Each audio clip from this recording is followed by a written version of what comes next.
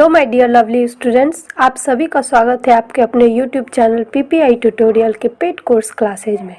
मैं साक्षी आज आप लोग को हिंदी पढ़ाऊंगी, तो चलिए अपने इस हिंदी के क्लास को शुरू करते हैं। आज के क्लास में हम लोग हिंदी का इम्पोर्टेंट क्वेश्चन सीरीज करने जा रहे हैं जो आपके बिहार पैरामेडिकल 2022 के एग्ज़ाम के लिए बहुत इम्पोर्टेंट है। तो सभी बच्चों को क्लास लास्ट तक करनी है और क्लास के बाद अपना फीडबैक ज़रूर देना है कमेंट में कि आपको आज की क्लास कैसी लगी। तो चलिए हम लोग अपने प्रश्नों की ओर बढ़ते हैं। आपसे पहला प्रश्न पूछा जा रहा है, एक भारतीय आत्मा के नाम से कौन सा कवि विश्वविख्यात है। आप सभी बच्चों को लाइव चैट में बताना है कि एक भारतीय आत्मा के नाम से कौन सा कवि विश्वविख्यात है। ऑप्शन ए में दिया है केदारनाथ अग्रवाल, बी में दिया है अयोध्या सिंह उपाध्याय, सी में दिया है माखनलाल चतुर्वेदी और ऑप्शन नंबर डी में दिया है मैथिली शरण गुप्त। तो चलिए बच्चों, सभी जल्दी से कमेंट बॉक्स में आंसर दीजिए कि इसका सही आंसर क्या होगा। Very good. जिन भी बच्चों का आंसर ऑप्शन सी है उनका राइट आंसर है।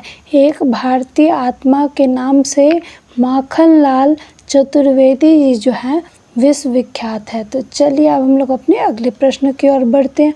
अगला प्रश्न पूछा जा रहा है आपसे बच्चों यहाँ पे कि कबीर के प्रसिद्ध हैं। ठीक है, आपको बताना है कि कबीर के प्रसिद्ध है। ऑप्शन ए में दिया है कवित्र, बी में दिया है सवैया, सी में दिया है पद और ऑप्शन नंबर डी में दिया है दोहा। तो चलिए सभी लाइव चैट में बताइए कि कबीर के प्रसिद्ध हैं। जल्दी से सभी बच्चे लाइव चैट में आंसर दीजिए। Very good. जिन भी बच्चों का आंसर ऑप्शन नंबर डी है उनका राइट आंसर है। कबीर के क्या प्रसिद्ध है, तो दोहा प्रसिद्ध है ना। हम लोग कबीर का दोहा याद करते हैं और आपके एग्जाम में भी कबीर के दोहा से प्रश्न पूछा गया है। तो चलिए अब हम लोग अपने अगले प्रश्न की ओर बढ़ते हैं। अगला प्रश्न वर्तनी से है और वर्तनी आपके एग्जाम के लिए बहुत इम्पॉर्टेंट है क्योंकि 1 से 2 क्वेश्चन यहाँ से रहता ही है। तो यहाँ पे आपको बोल रहा है निम्नलिखित में से शुद्ध वर्तनी वाला शब्द है। आपको बताना है कि निम्नलिखित में से कौन सा शुद्ध वर्तनी वाला शब्द है। ऑप्शन ए में दिया है औत्सुक्य। ठीक है, ऑप्शन नंबर ए में क्या है, औत्सुक्य। बी में क्या है, औत्सुक्य। ठीक है, ऑप्शन नंबर बी में है औत्सुक्य। ऑप्शन नंबर सी में है औत्सुक्य और ऑप्शन नंबर डी में है इनमें से कोई नहीं। तो सभी बच्चे लाइव चैट में जल्दी से आंसर बताएंगे कि कौन सा जो है शुद्ध है। चलिए जल्दी जल्दी बताइए सभी लाइव चैट में। Very good. जिन भी बच्चों ने आंसर ऑप्शन नंबर बी दिया है उनका राइट आंसर है। ऐसे औत्सुक जो है ये शुद्ध है, ये और ये औत्सुक का अशुद्ध है। ठीक है, तो चलिए अब हम लोग अपने अगले प्रश्न की ओर बढ़ते हैं। अगला प्रश्न बच्चों कारक से है।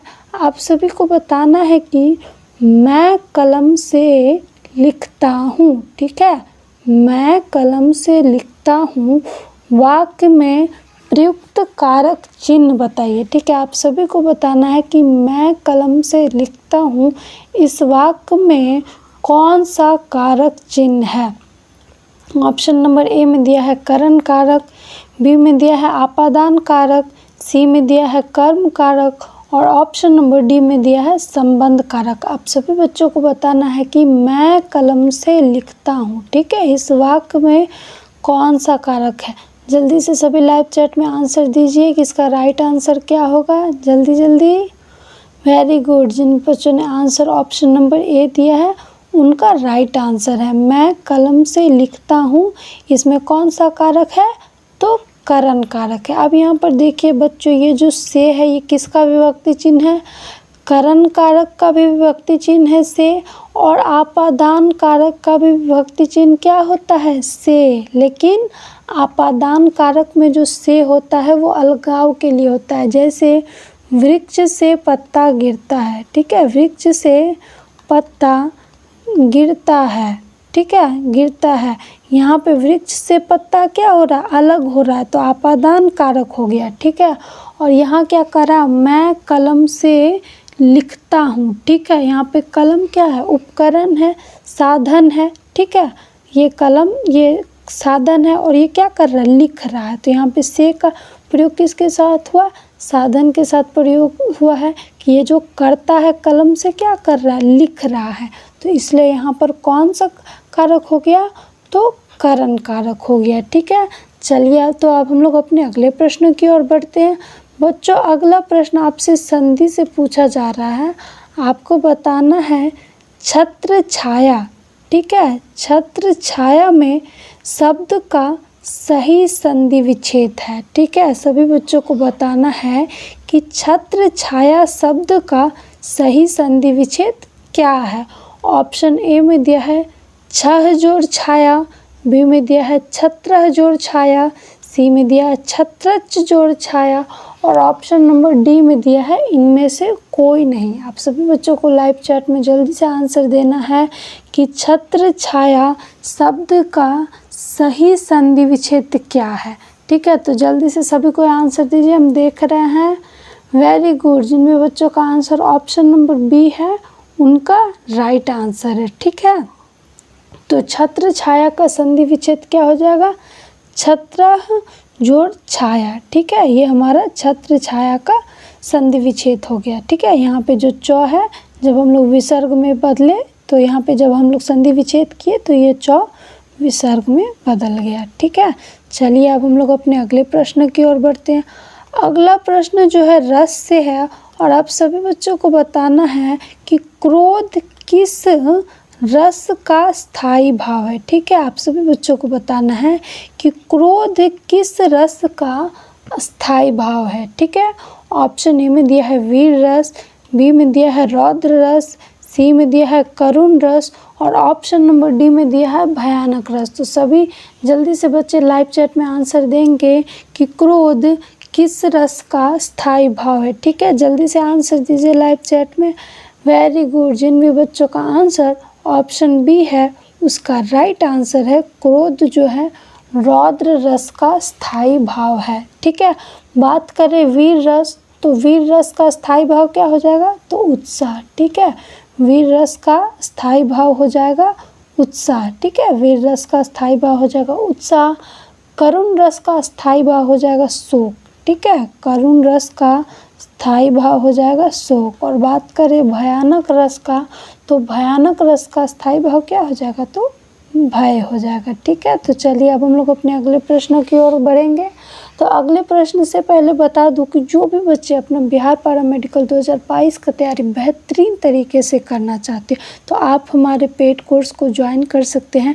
यहाँ आपको सारे पैरामेडिकल क्वालिफाइड टीचर्स पढ़ाएंगे और एकदम जीरो लेवल से हाई लेवल तक का पढ़ाएंगे। ठीक है, यहाँ पे जीरो से हाई लेवल का पढ़ाएंगे। तो जो भी बच्चे पेड कोर्स को ज्वाइन करना चाहते हैं स्क्रीन पे दिए नंबर से आप हमें व्हाट्सएप पे कांटेक्ट कर सकते हैं। ठीक है, तो चलिए अब हम लोग अपने अगले प्रश्न की ओर बढ़ते हैं। अगला प्रश्न जो है हमारा अनेक शब्दों के बदले एक शब्द से है और आप सभी बच्चों को बताना है कि जो हिसाब किताब की जांच करता हो। ठीक है, जो हिसाब किताब की जांच करता हो इस शब्द समूह के लिए एक शब्द क्या है। ठीक है, जो हिसाब किताब की जांच करता हो इस शब्द समूह के लिए एक शब्द क्या है। ऑप्शन ए में दिया है अघटित, बी में दिया है अंकेक्षक, सी में दिया है अधिपत्र और ऑप्शन नंबर डी में दिया है अगण्य। ठीक है, तो आप सभी बच्चों को जल्दी से लाइव चैट में आंसर देना है कि जो हिसाब किताब की जांच करता हो उसको हम लोग एक शब्द में क्या कहेंगे। तो जल्दी से आंसर दीजिए। वेरी गुड, जिन भी बच्चों ने आंसर ऑप्शन बी दिया है उनका राइट आंसर है। ठीक है, जो हिसाब किताब की जांच करता हो उसको एक शब्द में क्या बोलते हैं हम लोग, तो अंकेक्षक। ठीक है, हम लोग क्या बोलते हैं, अंकेक्षक। चलिए अब हम लोग अपने अगले प्रश्न की ओर बढ़ते हैं। अगला प्रश्न आपसे पूछा जा रहा है कि जायसी, ठीक है, जायसी ने किस भाषा में पद्मावत की रचना की। ठीक है, आप सभी जानते हैं कि पद्मावत रचना के जो रचनाकार है वो मलिक मोहम्मद जायसी जी हैं और आपको बताना है कि ये जो पद्मावत की रचना है किस भाषा में की थी जायसी जी ने। ठीक है, ऑप्शन ए में दिया है अवधी भाषा, बी में दिया है खड़ी भाषा, सी में दिया है ब्रज भाषा और ऑप्शन नंबर डी में दिया है इनमें से कोई नहीं। तो आप सभी बच्चों को जल्दी से बताना है कि इसका राइट आंसर क्या होगा। तो चलिए जल्दी से सभी को लाइव चैट में आंसर दीजिए कि जायसी जी ने किस भाषा में पद्मावत की रचना की? Very good. जिन भी बच्चों का आंसर ऑप्शन ए है उनका राइट आंसर है। जायसी जी ने जो है अवधी भाषा में पद्मावत की रचना की थी। और जायसी जी कौन से कवि थे? तो सूफी कवि थे। ठीक है, जायसी जी सूफी कवि थे। चलिए तो अब हम लोग अपने अगले प्रश्न की ओर बढ़ते हैं। अगला प्रश्न है, चलिए तो अब हम लोग अपने अगले प्रश्न की ओर बढ़ते हैं। अगला प्रश्न आपसे पूछा जा रहा है, साधु शब्द का स्त्रीलिंग शब्द क्या है? ठीक है, आपको बताना है कि साधु शब्द का स्त्रीलिंग शब्द क्या है। ऑप्शन ए में दिया है साध्वी, बी में दिया है साधी, सी में दिया है साधत्री और ऑप्शन नंबर डी में दिया है साध्वी। ठीक है, आप सभी बच्चों को बताना है कि साधु शब्द का स्त्रीलिंग शब्द क्या है। तो चलिए सभी कोई जल्दी से लाइव चैट में आंसर दीजिए कि साधु शब्द का स्त्रीलिंग शब्द क्या है। जल्दी से सभी को आंसर दीजिए। Very good. जिन बच्चों ने आंसर ऑप्शन ए दिया है उनका राइट आंसर है। साधु शब्द का स्त्रीलिंग क्या होता है? तो साध्वी होता है। ठीक है, साध्वी होता है। यहाँ पर भी ऑप्शन नंबर डी में भी साध्वी है, लेकिन ये साध्वी गलत लिखा हुआ है। ठीक है, तो चलिए अब हम लोग अपने अगले प्रश्न की ओर बढ़ते हैं। अगला प्रश्न बच्चों आपसे मुहावरा से पूछा जा रहा है। आपको बताना है कि जमीन आसमान एक करना। ठीक है, जमीन आसमान एक करना मुहावरे का क्या अर्थ है? ठीक है, आप सभी बच्चों को बताना है कि जमीन आसमान एक करना मुहावरे का क्या अर्थ है। ऑप्शन ए में दिया है घोर प्रयत्न करना, बी में दिया है पूरी तरह से नष्ट करना, सी में दिया है मतलब निकालना और ऑप्शन नंबर डी में दिया है व्यर्थ का कार्य करना। तो आप सभी बच्चों को जल्दी से लाइव चैट में आंसर देना है कि जमीन आसमान एक करना मुहावरे का क्या अर्थ है। ठीक है, तो जल्दी से सभी को लाइव चैट में आंसर दीजिए, हम देख रहे हैं।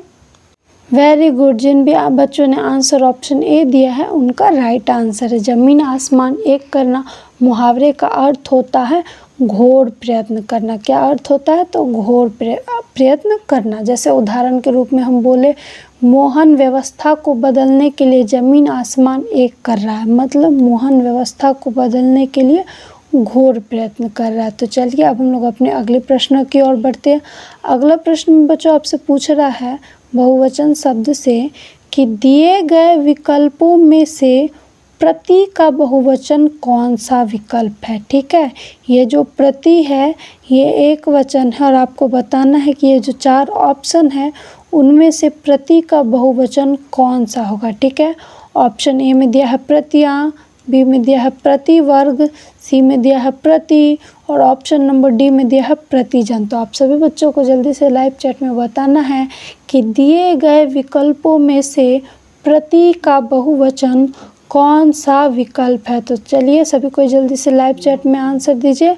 Very good. जिन बच्चों का आंसर ऑप्शन ए है उनका राइट आंसर है। प्रति जो है ये एक वचन है और इसका बहुवचन क्या हो जाएगा? तो प्रतियां हो जाएगा। ठीक है, तो चलिए अब हम लोग अपने अगले प्रश्न की ओर बढ़ते हैं।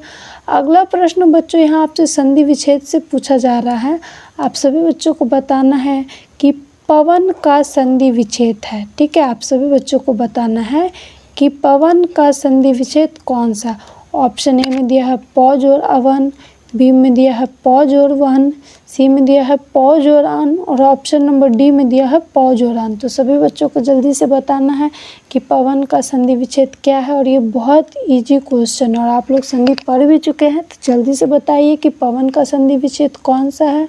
चलिए सभी को जल्दी से लाइव चैट में आंसर दीजिए। Very good. जिन भी बच्चों का आंसर ऑप्शन सी है उनका राइट आंसर है पवन का संधि विच्छेद हो जाएगा प जोड़ अन। और आप सभी बच्चों को बताना है कि पवन में कौन सा संधि है। ठीक है, आप सभी बच्चों को बताना है कमेंट बॉक्स में क्लास के बाद कि पवन में कौन सा संधि है। ठीक है, तो चलिए अब हम लोग अपने अगले प्रश्न की ओर बढ़ते हैं। अगला प्रश्न समास से है। आप सभी बच्चों को बताना है कि गंगा जल, ठीक है, गंगा जल में कौन सा समास है। आप सभी को बच्चों को बताना है गंगा जल में कौन सा समास है। ऑप्शन ए में दिया है द्वंद्व, बी में दिया है तत्पुरुष, सी में दिया है कर्मधारय और ऑप्शन नंबर डी में दिया है अव्ययी भाव। तो जल्दी से सभी को बताइए कि गंगा जल में कौन सा समास है, और ये बहुत इजी क्वेश्चन है, ठीक है। तो चलिए सभी को लाइव चैट में जल्दी से आंसर दीजिए कि गंगा जल में कौन सा समास है। जल्दी से सभी को आंसर दीजिए, हम देख रहे हैं।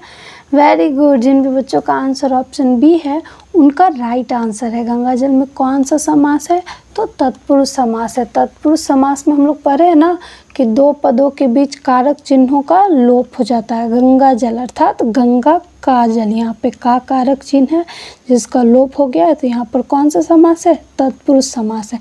चलिए अब बात करें द्वंद्व समास की। तो द्वंद्व समास में क्या होता है, दोनों पद की प्रधानता होती है, ठीक है। जैसे हम लोग बोले राधा कृष्ण, ठीक है, जितनी प्रधानता राधा की है उतनी ही प्रधानता कृष्ण की भी है, ठीक है। जैसे बोले गुण गुण दोष, ठीक है, तो इसमें कौन सा समास हो गया, हमारा द्वंद्व समास हो गया। अब बात करें कर्मधारय समास की। तो कर्मधारय समास किसको बोलते हैं, जिसमें विशेषण विशेष हो या उपमेय उपमान हो, तो उसको हम लोग क्या बोलते हैं, कर्मधारय समास। जैसे उदाहरण में बोलेंगे चरण कमल, ठीक है, चरण कमल, ठीक है, चंद्रमुख, ठीक है, चंद्रमुख, महात्मा, ठीक है, महात्मा। तो ये सभी हमारे क्या हो गए, कर्मधारय समास। कर्मधारय समास में क्या होता है, तो विशेषण विशेष होता है, ठीक है। चलिए तो अब बात करें अव्ययी भाव समास। तो अव्ययी भाव समास किसको कहेंगे, जिसमें उपसर्ग लगा हो, ठीक है, जिसमें उपसर्ग लगा हो उसको अव्ययी भाव समास कहेंगे। जैसे आजन, ठीक है, आजन में क्या उपसर्ग है, आ उपसर्ग है। जैसे हम बोले प्रतिवर्ष, ठीक है, प्रतिवर्ष, तो प्रतिवर्ष में क्या है, प्रति उपसर्ग है। जैसे बोले प्रतिदिन, ठीक है, तो प्रतिदिन में हमारा क्या है, प्रति उपसर्ग है। या तो फिर शब्दों की पुनरावृत्ति हो, ठीक है, जब शब्द की पुनरावृत्ति भी हो तो उसको हम लोग क्या बोलते हैं, अव्ययी भाव समास। जैसे धराधर, ठीक है, धराधर, रातों रात, ठीक है, रातों रात, ये सभी में क्या है, तो अव्ययी भाव समास है, ठीक है। तो चलिए अब हम लोग अपने अगले प्रश्न की ओर बढ़ते हैं। बच्चों अगला प्रश्न आपसे पर्यायवाची शब्द से पूछा जा रहा है। आप सभी बच्चों को बताना है कि कल्प वृक्ष का पर्यायवाची है, ठीक है, आप सभी बच्चों को बताना है कल्प वृक्ष का पर्यायवाची है। ऑप्शन ए में दिया है पारिजात, बी में दिया है कल्पतरु, सी में दिया है देव वृक्ष और ऑप्शन नंबर डी में दिया है ये सभी। तो जल्दी से सभी बच्चों आंसर देंगे लाइव चैट में कि कल्प वृक्ष का पर्यायवाची क्या है, ठीक है। जल्दी से सभी को लाइव चैट में आंसर दीजिए। वेरी गुड, जिन बच्चों का आंसर ऑप्शन डी है उनका राइट आंसर है। कल्प वृक्ष का पर्यायवाची क्या है, तो पारिजात भी होता है, कल्पतरु भी होता है और देव वृक्ष भी होता है, इसलिए इसका आंसर क्या हो जाएगा, ऑप्शन नंबर डी ये सभी। चलिए तो आज का लास्ट प्रश्न जो है विलोम शब्द से, उसको भी हम लोग देख लेते। तो आपसे पूछा जा रहा है स्वच्छता, ठीक है, स्वच्छता का विपरीतार्थक शब्द होगा, ठीक है। आप सभी बच्चों को बताना है कि स्वच्छता का विपरीतार्थक शब्द क्या होगा। बहुत इजी क्वेश्चन है। विपरीतार्थक मतलब विलोम शब्द। ऑप्शन ए में दिया है स्वच्छ, बी में दिया है अस्वच्छ, सी में दिया है अस्वच्छता और डी में दिया है शुद्ध। तो जल्दी से सभी को लाइव चैट में आंसर दीजिए कि स्वच्छता का विपरीतार्थक शब्द अर्थात विलोम शब्द क्या होगा। जल्दी से सभी को लाइव चैट में आंसर दीजिए। वेरी गुड, जिन भी बच्चों ने आंसर ऑप्शन नंबर सी दिया है उनका राइट आंसर है, ठीक है। स्वच्छता का विलोम शब्द क्या हो जाता है, अस्वच्छता। बात करें स्वच्छ तो स्वच्छ का विलोम शब्द हो जाएगा अस्वच्छ और अस्वच्छ का विलोम शब्द क्या हो जाएगा, स्वच्छ। और बात करें शुद्ध तो शुद्ध का विलोम शब्द क्या हो जाएगा, अशुद्ध, ठीक है। तो आज की क्लास में बस इतना ही, मिलेंगे कल की क्लास में, तब तक टेक केयर, बाय बाय।